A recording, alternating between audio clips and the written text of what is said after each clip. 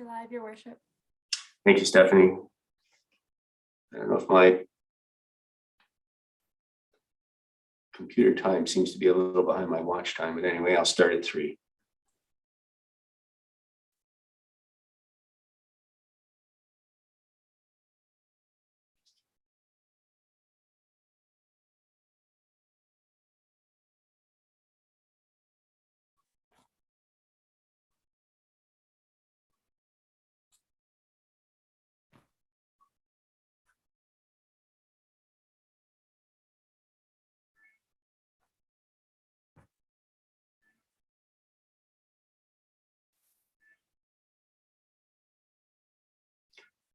All right, the clock tower has just chimed 3 p.m.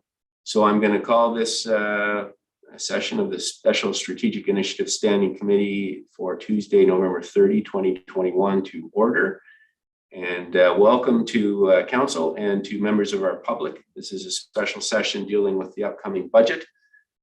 And we look forward to getting input from our residents. This is an important annual process for us in which we look at aligning our cost projections and estimates in our budget for the upcoming year with our community-based strategic plan goals to make sure that we are pushing forward in our community in a way that serves all of our interests and creates a type of community we want to see. And I'll start by reading the land acknowledgement.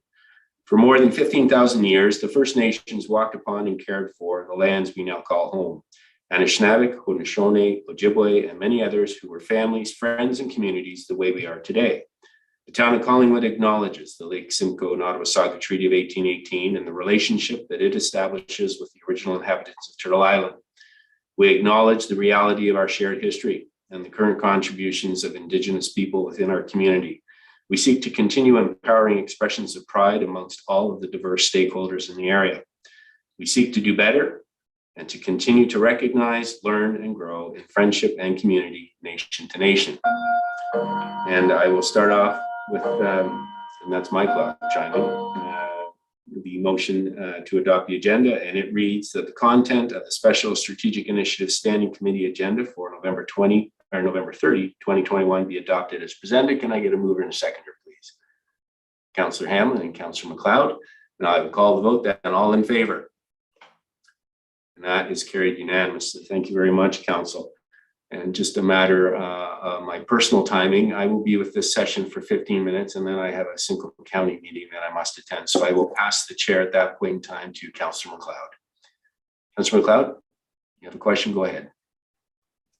Thank you. I only see 5 councillors currently. If we lose quorum, what's the procedure? Through you to Clerk Almus. I will look to Clerk Almus for that. Sarah? Thank you, Your Worship. This is supposed to be an informal discussion. So if we lose quorum, we can carry on. It's supposed to be a coffee with council. There wouldn't be an official record of the meeting as it wouldn't be council, but it is being recorded as well and available to the public following the meeting. Thank you. And I just realized that I can't count. Ironic enough, at a budget meeting, there's a 6th councillor here. I'm sorry. Thank you. It was good to get that resolved in any event. So thank you for the question, Councillor, and thank you for clarifying, Sarah. And so with that being said, then I'm going to ask Treasurer Quinlan and CL Skinner to introduce the discussion today and take us through the draft budget. Thank you, Your Worship. I just want to thank everyone for joining today. As His Worship mentioned, the intention of this meeting is for the public to share their thoughts and ideas or comments with respect to the 2022 budget. We invite members of the public to turn their cameras on or keep their cameras off, whichever you would prefer, and certainly to make some comments later on once this presentation is done. I'm hoping it'll be a short presentation. It's a bit of a snapshot of what we presented to Council back on the 17th of November with a few minor updates.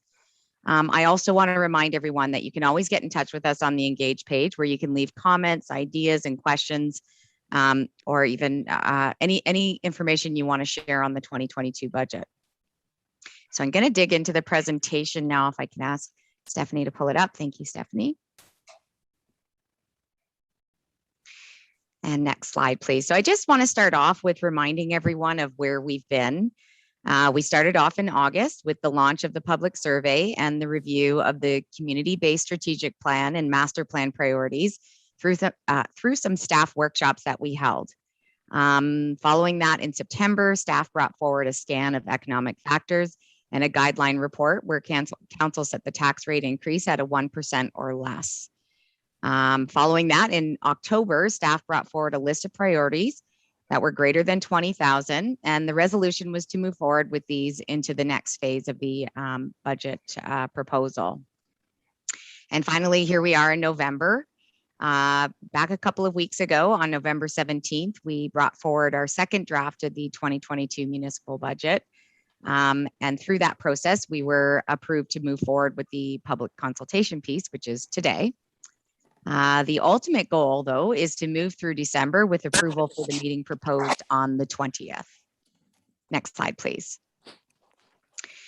So just as a reminder, I'm sure as we all know, there's been a lot of talk lately about inflation and of course how the pandemic continues to impact us.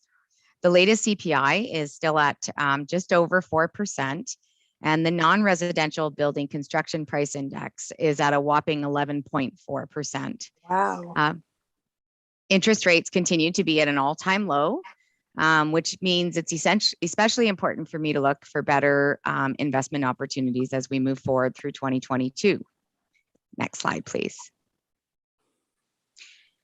This slide shows what the updates were since the November 17th meeting. As discussions proceeded throughout that meeting, it was approved through a resolution that we include $350,000 for affordable housing reserve, and also include an additional $1,500 per council member to support professional development. This moved our budget from a 1% tax rate increase to a 2% overall tax rate increase. Bruce Clark's listening in. Next slide, please. This brings us to where we are at today and how that compares to recent years. You'll note that from 2019 to 2021, the net change in the tax rate is quite a decrease at just over 4%. What this translated to in terms of a median assessed household was a reduction of taxes by about $39 per year.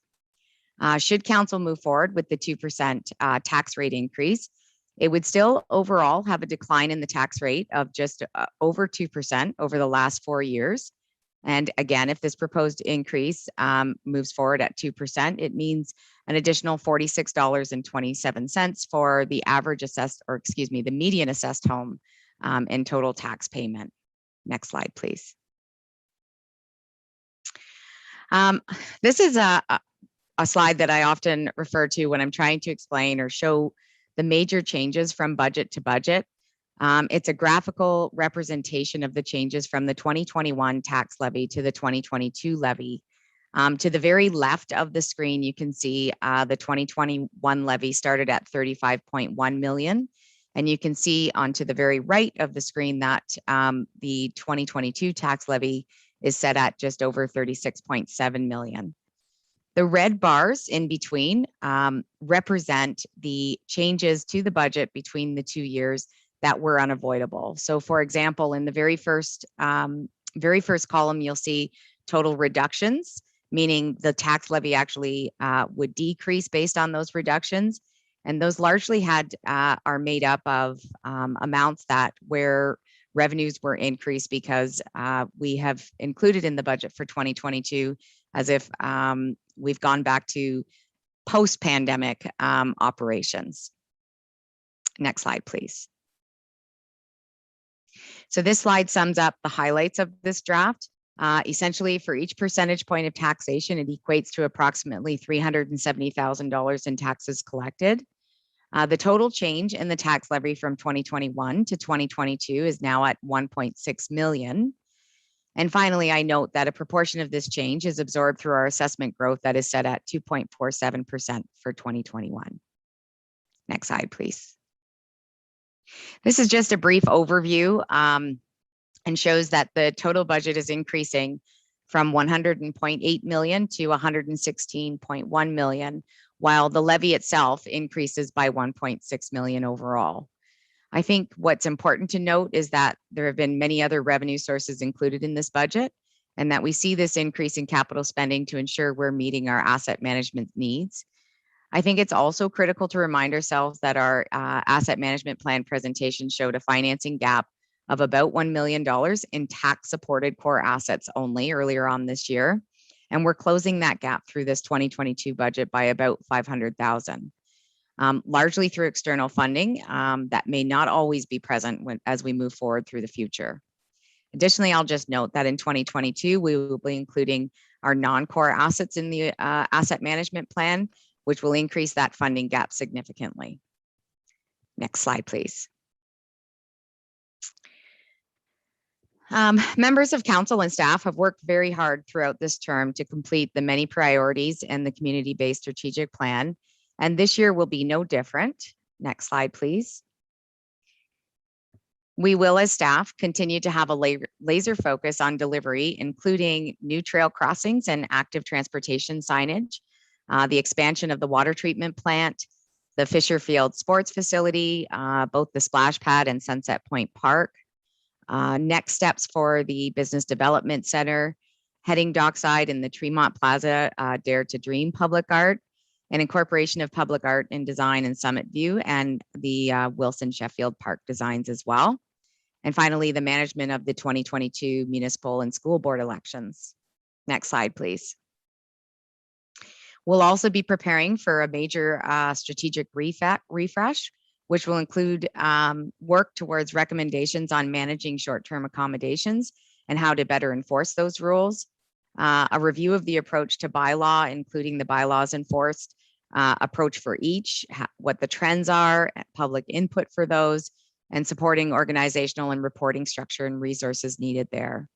Updates to both the IT or information technology and human resource master plans, and continued supports for our staff to enable them to deliver exceptional services, including continued engagement, appreciation, and training supports. Next slide, please. So the 2022 proposed capital budget, the total spending is set at $51.8 million. I'll note, however, that a majority of that funding is through development charges, also through user fees and recoveries. And there's quite a bit this year in relation to grants and grant dependent amounts as well.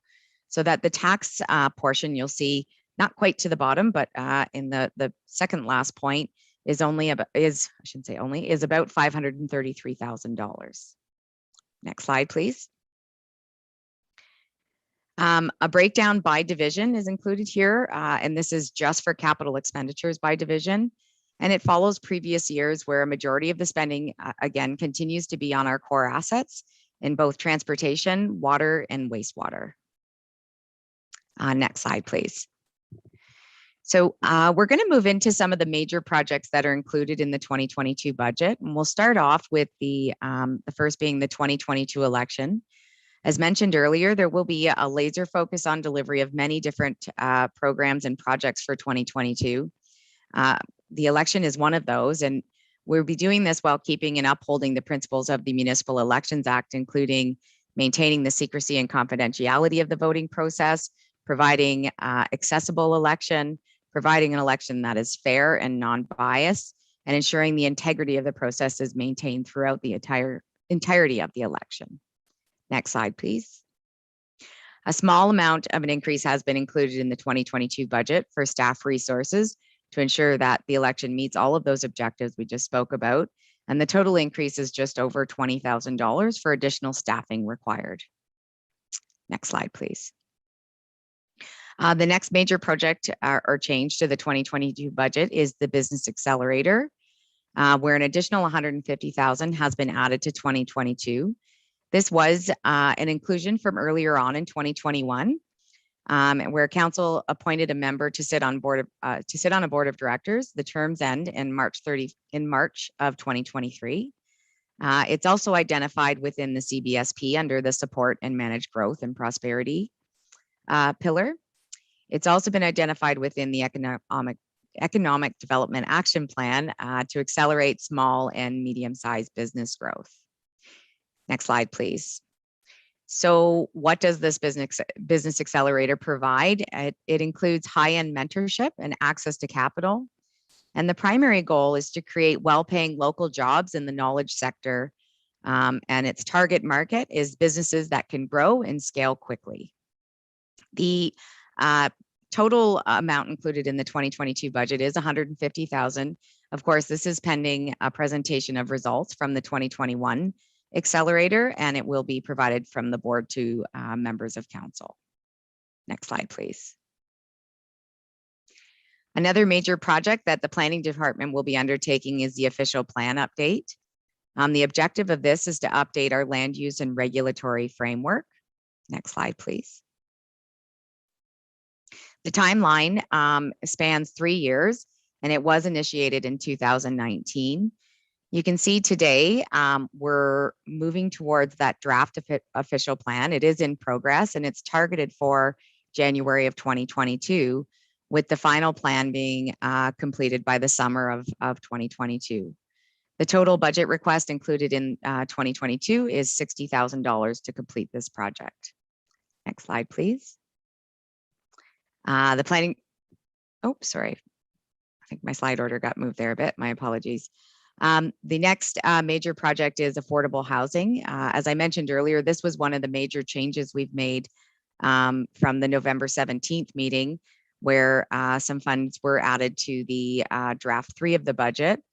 I've included here what the provincial policy statement is for affordable housing. Affordable ownership housing is the least expensive of housing for which the purchase price results in annual accommodation costs which do not exceed 30% of gross annual household income. It's housing for which the purchase price is at least 10% below the average purchase price of a resale unit in a regional market. Affordable rental housing is the least expensive of a unit for which the rent does not exceed, again, the 30% of gross annual household income, or a unit for which the rent is at or below the average market rent of a unit in the regional market area. Low and moderate income households are households with incomes in the lowest 60% of the income distribution. Next slide, please. In terms of the 2022 budget and its inclusion in terms of affordable housing, the Affordable Housing Task Force made many recommendations. The report is available on the town's website under the November 1st SIC committee meeting. But what has been included in the budget thus far for 2022 is an affordable housing planning specialist at $80,000 and $350,000 for an affordable housing reserve fund. Next slide, please. Back to planning here. My apologies, I moved my slides around. So planning will also be working on the zoning bylaw update, where the main objective again is to update the land use and regulatory framework. Next slide, please.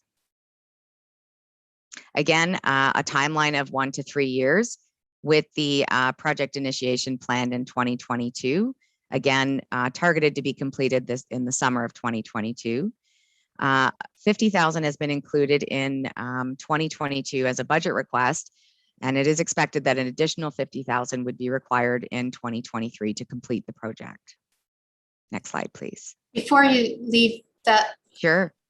If the chair would allow, I believe that target completion, just for factual purposes, is summer of 2023, I think. You're right. Thank you. My mistake. Thank you, CEO Skinner. Next slide, please. Another one of the major projects that we're including in 2022, and I think we spoke about earlier on, is the asset management plan. Back in October of 2021, we did bring forward an update to the core asset piece only of the asset management plan. The primary accountability of the town operations is the oversight and care of the assets that provide the services taxpayers rely on. Next slide, please. So as part of the asset management plan, there are sort of 2 major pieces. There's replacement, rehabilitation, and also maintaining those assets as we move through the life cycle of the asset itself.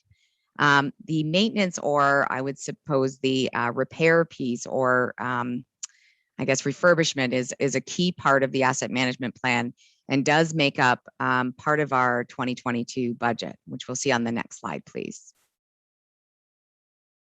In terms of asset maintenance activities that have been included in 2022, just over 3.5 million is set there which would include major repairs, also minor rehabilitation.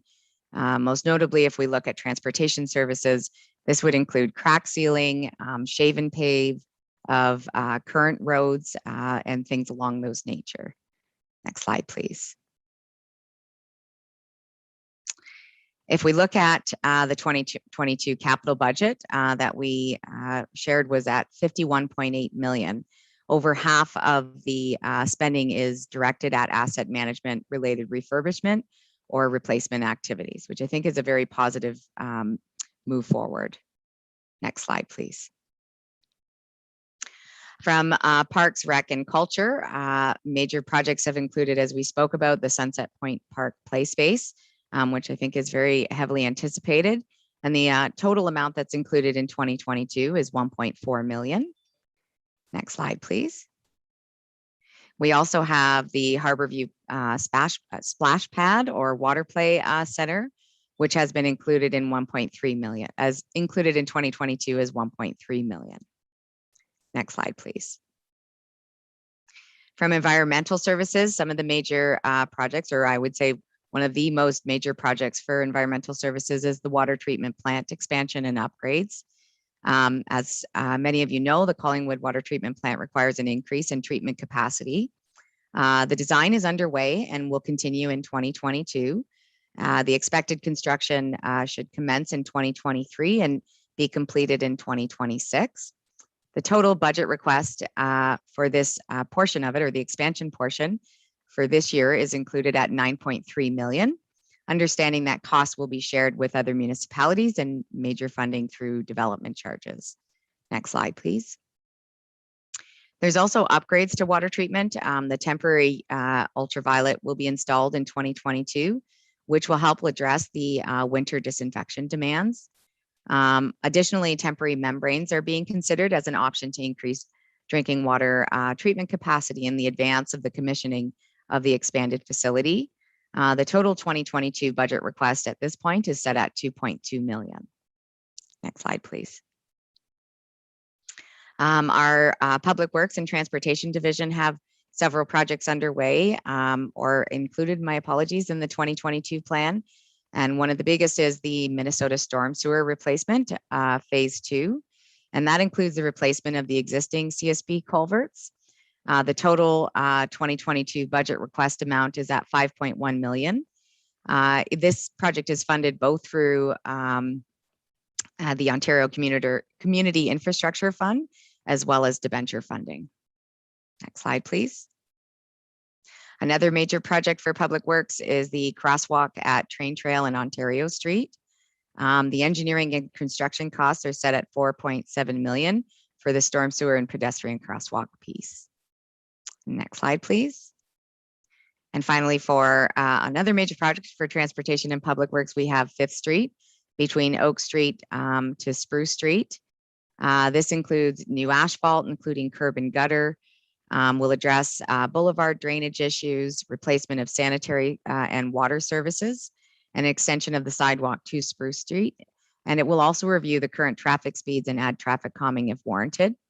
The 2022 budget request is set at 2.9 million, and it includes engineering and construction for 5th Street, plus the engineering for 2023.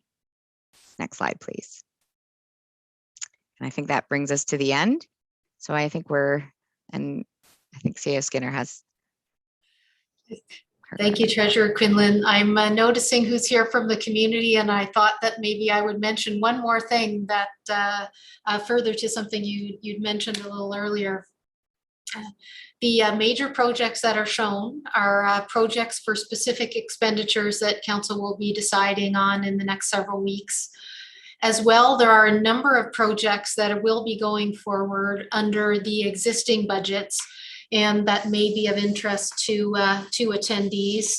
And those were presented and are in a deck that went to Council on the 17th of November.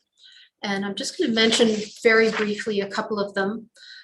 We've got a baselining of environmental performance measures and potential next steps. So that would be a first step of where we are. A continued work on Sustainable Development Goal 11. We have the climate change adaptation and mitigation work, and publishing in 2021 our town accomplishments and our intent to have significant progress in the development of a community climate action plan, including, we hope, a greenhouse gas baselining study. We wanted to continue to strengthen the social services roundtable.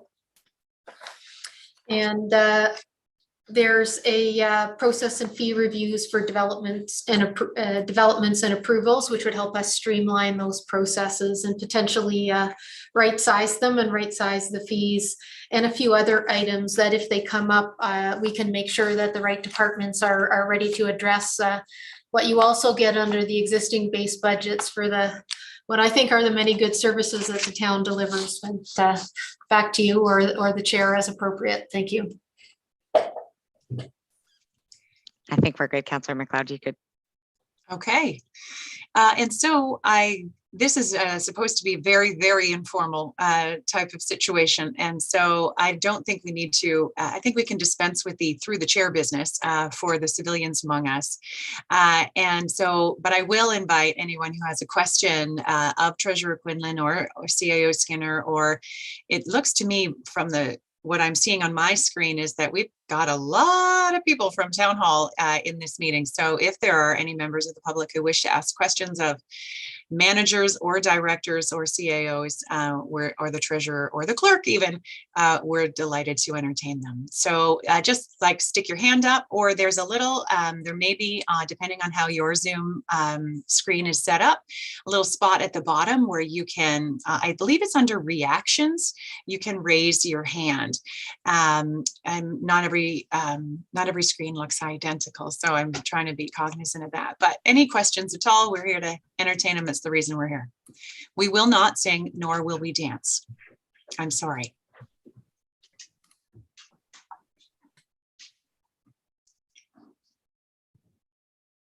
But we're also not going to stick around for 90 minutes and wait for somebody to ask something. Clerk Almus. Thank you, Chair McLeod. And I do invite any of the public that's attending here today to turn on their video. And then you could just wave your hand and let us know that you wish to speak.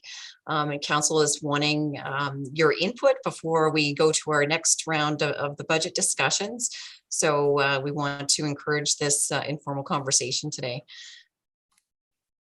And it may be that everyone's saving their questions for this evening in person, because we're all just so excited to have an in-person gathering where we can look each other, maybe not face to face because our faces will be covered with masks, but eyeball to eyeball, at least at the library. Covered eyeballs, of course, for safety. Bruce Clark has his hand up. Hello. I do. Hi. And I don't have a question, but I do have some comments. Is this the time or? Yes, you may not swear or say mean things, but we are happy to hear from you. Well, I promise not to swear. How's that? Oh, I noticed what you left out there, Bruce. Anyway, no, thank you. My name is Bruce Clark, and I am here this afternoon on behalf of the Collingwood Climate Action Team. And I'm here to discuss the urgent need for climate action in our town. As all of you know, we are in a global climate emergency, and we need to rapidly accelerate our plans to move to a low carbon future. We must make plans, implement change, and review, adjust, and adapt all at the same time. The climate is changing, and it's not a matter of if, but when it will affect our homes, businesses, and environment. In 2020, there were several storms that damaged our shoreline. Damage at Sunset Park cost us over $300,000 to repair. A significant storm in September over 2 days caused overflow of our water treatment system. In October 2019, the town council unanimously declared a climate emergency, which stated that council would, quote, direct staff to communicate and investigate actions that are being and can be undertaken within our municipal mandate and the resources required to put such actions in place in an effort to combat climate change.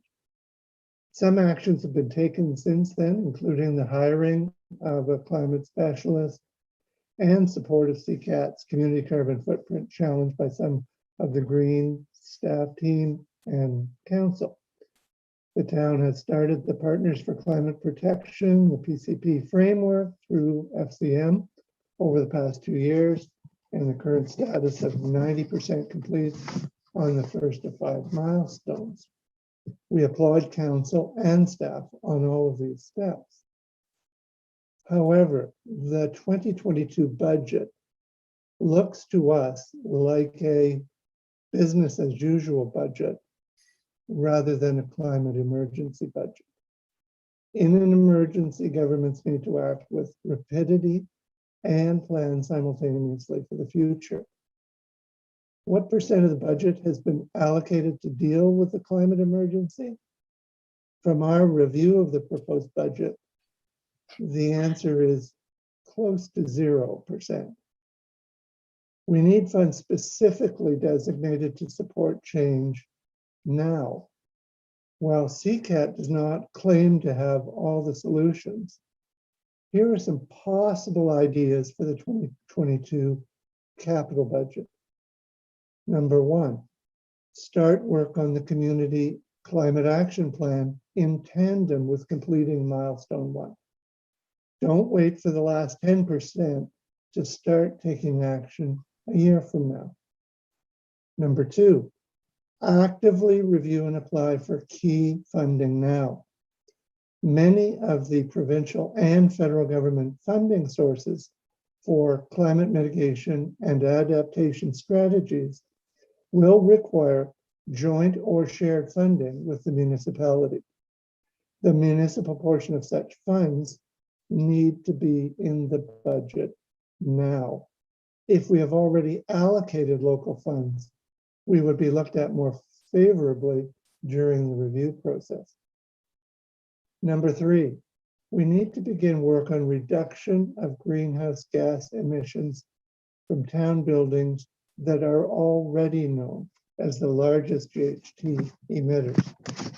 The current tracking of energy conservation and demand management will provide direction, but the problem areas are known now.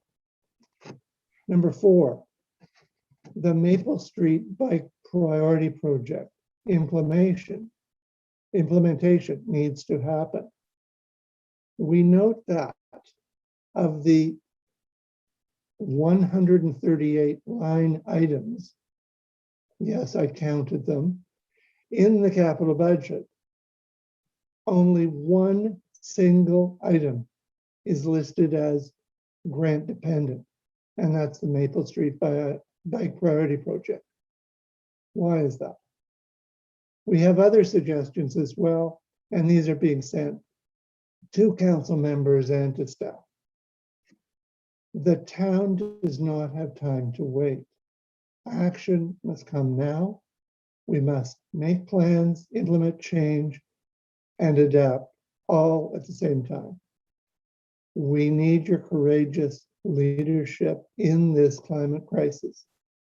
It cannot be business as usual. Thank you. Thank you so much, Mr. Clark. I know that there were staff members taking furious notes, or not furious, but you know what I mean, taking notes while you were speaking, and I wonder if there are any who would like to reply. We heard last night, actually, during our Strategic Initiatives Committee from our newly hired climate specialist, Ms. Vardy, who has been on the job for a hot minute. So I don't know that I want to put her on the hot seat. at this moment. However, I do see Treasurer Quinlan has her hand up, so perhaps she can address a few of the things that you've had to say. I hope I can do justice to it, but I was madly writing things so that I could make sure we captured what you were asking. But I can share, first of all, that as part of the Fleet and Facilities Division, a big piece of their priorities for 2022 is the development of that community climate action plan. For sure, it is a top priority for them. I can also share that we've done a little bit of reorganization in terms of the finance department and how we deal with grants. And I think now that our climate action specialist has been hired as well, there will be more of a focus on trying to work together and understand what grants are out there. I know we have reviewed several of them over the last, I would say, maybe 6 to 8 weeks as we've moved into this more grant focused phase of this. I shouldn't say more grant focused. I guess we've changed the process, the way we handle them. So as Nicole, our new climate action specialist, has just literally started, I think about a week or two ago, we've already started to have those discussions and meetings about how we do incorporate grants specifically into that climate action plan and how we address many of the projects that in fact are on the 10-year plan, but maybe have not made it into the 2022 plan yet. So I think that's about all. I don't know if I see Manager McNalty's on here as well, or he was. I don't see him now, actually. I do. I don't know, Manager McNalty, if you had anything else you wanted to add, but I think we take your comments very seriously. May I just say that almost all of the grants are cost shared. And the difficulty with this budget is, where's our share? It's not in the budget. And from my understanding of our town's budget process, if it's not there, it ain't going to happen. So if we don't make an allowance, then all we're really doing is saying, well, maybe next year we can start. And that's our concern. No, I appreciate that. And that is a good point. Certainly that many of those grants, you're right, are cost sharing. I know the last few that we have reviewed weren't specifically, but you're right, though. There's definitely often discussions in terms of a grant and having that cost share piece. So Manager McNalty, I see you've started your camera. I'm not sure if you have anything to add to the comments I made. Good afternoon. I think that certainly we are keeping our eyes on funding opportunities for whatever can benefit the municipality. One of the realities is that to implement the projects that you can potentially obtain funding for takes resources as well to be able to do the projects. And so in a sense, we have to get our plans laid out so that we know what projects we can do and what we can resource, and find grant funding that is applicable to those particular projects. There are greenhouse gas reduction projects that we can do at our facilities. Part of what Nicole's project will include is to prioritize those projects where we can get the biggest benefit as she develops the framework for the community climate action plan. Thank you. Yes. Sorry, Councillor McLeod, if I can share just one more piece, because I did kind of phase out on the one pieces. We also do have a fund that was created as part of the asset sale proceeds back in March the decision that members of council made that there is funding available. So should a grant program come forward, our share could, or possibly could, if brought forward to members of council, be taken from there and therefore not necessarily need the 2022 budgeted funds. And Is that what is just it? Mr. Clark? Sorry, what is in that fund, or where is it? So it is a reserve fund that was created. It's called the, and excuse me if I get the word wrong, but I believe it's called the municipal, and I created it, so I should, meaning I named it, so I should know, but I believe I called it the Municipal Greening Fund. And it was with respect to climate change and climate action. I believe it's $1 million that's included there. So it is a reserve that's been set aside and put in as an investment that members of council, as part of their asset sale proceeds allocation, created. And that so funds can come out of that without coming back to revise the budget. Is that what you're saying? It can come out of that without revising the budget, but not without members of council approval. No, I understand. Oh, it's not your personal slush fund then. No, definitely not. Those days are over. I'm happy to hear that. Okay, thank you so much for your attention. Thank you for your questions. Are there any others? Catherine Daw, I see your hand up. Yeah, Hi. I'm just, thanks. Hi, I'm also with the Collingwood Climate Action Team as well. And I guess my question is with regard to those reserve funds, just to carry it forward, given what we're trying to impart to you in terms of communicating to you that we need action now. We know and recognize that you need to build a community action plan, but we can't keep kicking this issue down the road because we don't have any more time. And a community climate action plan is going to take a year, and then it's going to take another year of time to find funds, get things moving, put it into the budget and everything. And what we're trying to tell you is we can't wait for that community climate action plan to be signed, sealed, every I and dot and T crossed and dotted, et cetera, for us to be willing to take time to do things now that we know need to be done. And that's what we're trying to communicate to you. So I guess my question with regard to this reserve fund is, what is holding you back from at least taking 200,000, 300,000 of it and putting it into the budget now and start taking action on things that you need to do now? And that includes what Dave McNulty said with regard to GHG emissions. There are lots of other things that need to be done, but there's already information. You have 90% of that first milestone completed. So you can't tell me you don't already know what buildings that the town owns need to have emissions corrected, or at least work started to plan. And he is right. You will need resources to do this work. And I don't see that in this budget, nor will you be able to put it in a budget and at the rate that you're going until you have a community climate action plan. And we don't have time anymore for this. We need, as we've clearly stated, to be doing everything at the same time. I'm going to use the analogy that we are trying to build an airplane while we are flying it.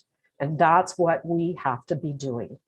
And we don't have any more time, and we're not going to be patient anymore with respect to our role within this community of identifying that this council and this town needs to start acting now. Thank you. Thank you. Anyone else from the public, or is If I may, Chair McLeod, Manager McGinnity has some comments as well on the climate side from a water treatment plant consideration, if she could maybe speak up as well. delighted? Thank you. Thank you, Treasurer Quinlan and Chair McLeod. Hearing these conversations about climate change, I recognize there's two aspects of climate change: climate mitigation and climate adaptation planning. And from the water wastewater perspective, we have to look at both. And I think there was some reference to recent overflow events that we had at the wastewater plant. And just wanted to highlight that we do have a project identified again in this budget, going back to resources and the availability of staff to be able to see some of these projects through. But we really want to prioritize this in terms of updating our sanitary sewer model, doing some flow monitoring and coming up with some solutions, looking at the system as a whole, and not as well as at the wastewater treatment plant, in order to help mitigate and prevent these events from happening, recognizing these significant storm events will become more frequent and hopefully, not as intense as what we've seen in recent, but that's something that we're anticipating. From a drinking water perspective side, as was also mentioned, we have this water treatment plant expansion underway, and it's one of the town's largest infrastructure projects to date. And as part of that project, we are definitely incorporating climate adaptation measures. It's something that's been highlighted, was touched on in the EA, but has come to greater focus since the EA was completed and through some stakeholder workshops that we've done. So looking at things like improving the shoreline protection, looking at stormwater runoff at the site. From a mitigation side, looking at electric vehicle charging stations, and even potentially future consideration for water treatment, additional water treatment requirements that may be required if our raw water source quality changes in the future. So this is something we're definitely incorporating into these infrastructure projects and looking at the drinking water and wastewater side. So while they may not have been flagged as specific to climate adaptation and mitigation planning, we are taking that seriously in the delivery of these capital programs. Thank you, Manager McGinnity. And Councillor Hanlon. Thank you, Madam Chair. I'm just wondering, given the remarks we've heard from our first two people, if staff could put together a list of the climate action friendly, I'll say, measures that they feel we have incorporated in the budget thus far, so that people in our community who also understand these things can have a look at it. Because if there are things that perhaps we could be moving forward on in 2022, and Catherine raised a good point, what about greenhouse gas emissions from our buildings? Have we identified that? Is there anything we can do this year without a plan in place to look at our climate action plan? Now's the time to talk about it. So I'll just leave that, if I can, with staff to see what's possible before our next budget meeting. Thank you. Thank you so much, Councillor Hamlin. And I also am twigged by this conversation to ask our CAO whether she can elaborate a little bit as well on a project that I guess would actually be part of climate change mitigation. As we know, we've seen out in British Columbia the devastation that has come from deforestation and then, what did they call it? An atmospheric river. And there's concern that that's going to happen again today. And of course, there's been devastating flooding, and there's been work undertaken this year by the Conservation Authority, of course, whose job is to protect people and property from flooding. A tremendous amount of work is actually underway right now to protect several neighborhoods in town from the possibility of a 100-year flood.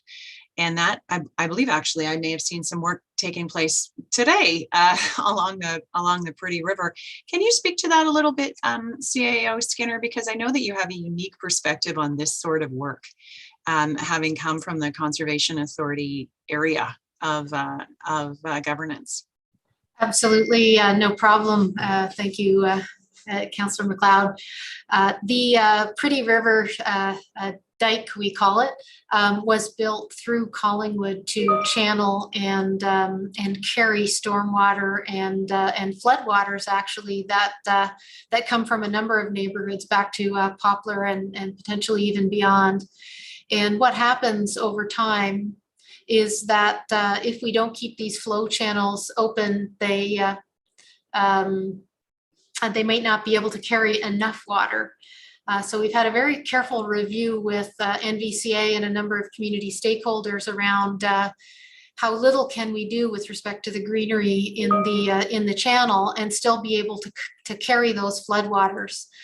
So what people may not know is that when when we look theoretically at climate change and water flows, we look at theoretical storms and we apply those storms and see what the results would be in Collingwood. So that work is underway. I saw some happening myself as well. And I think that's going to make our town safer, and it even underlines how important the climate change analysis is. We also have some other work, such as our master stormwater planning, where we're looking at water flow in town. And I think it is going to be a challenge for us moving forward, and climate change adds some uncertainty and some urgency to that work as well. And I thought it was good when Bruce Clark mentioned up front that there already had been a number of impacts to Collingwood itself with the washout of the boardwalk and some of the bypass, a bypass event at the wastewater treatment plant, that we do need to plan very carefully for the things that could happen within our town and mitigate the risk to the best we can under council's direction. Thank you. Thank you. Yeah, and I think that it's important to remember that the Pretty River, of course, is the terminus of a fairly large watershed, and it's not just our own water, not just Collingwood's water that is. And I mean, obviously, we're all connected. But so that's a little something as well that could be added to that list, as suggested by Councillor Hanlon. I think that's a great idea. Any other questions or comments or concerns? Director Culver just turned on his camera. That's got to be meaningful. Nothing good can happen, I'm sure. No, I just thought it would be a good idea to mention too, because I do appreciate and sense the urgency identified by CCAT members. I guess from an anecdotal perspective, maybe because I see them reviewing, budgets, and I see them seeing, optically what appears to be maybe a lesser impact through the budget on the climate change approach. I will say though, that internally from a staff perspective, partly due to the presence of people like CCAT, we are looking through at major capital items through a GHG lens and a climate change lens, and such things as, near and dear to my heart is our purchase of the electric Zambonis for our ice resurfacing. We're going to be putting in a budget for our third, which changes us away from carbon emitting vehicles to do that work. As well, there's an e-charging station being constructed right now on Pine Street Lodge, which will have an effect, or at least encourage lessening of GHG. So I just didn't want there to be, and I think kind of to Manager McNulty's point, I didn't want it to be seen that there's an ignorance or a denial of what needs to be done. Staff are looking through the green lens at every decision that's made through procurement, and it might not show up in the budget as an item, a package, but there is a lot of work being done to make sure that we are being as effective as possible in reducing our carbon footprint. Anyway, that's just a comment. Thank you, Director Culver. Any more comments, queries, questions, or concerns? This chair loves alliteration.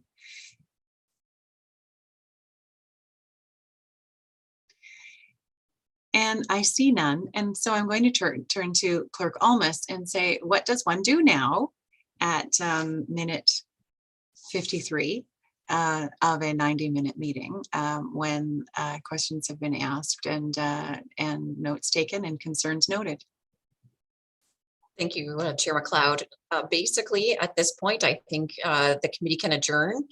And I know that will give Treasurer Quinlan and her team a little bit of time to finish setting up our in-person opportunity that we have at 7 o'clock tonight.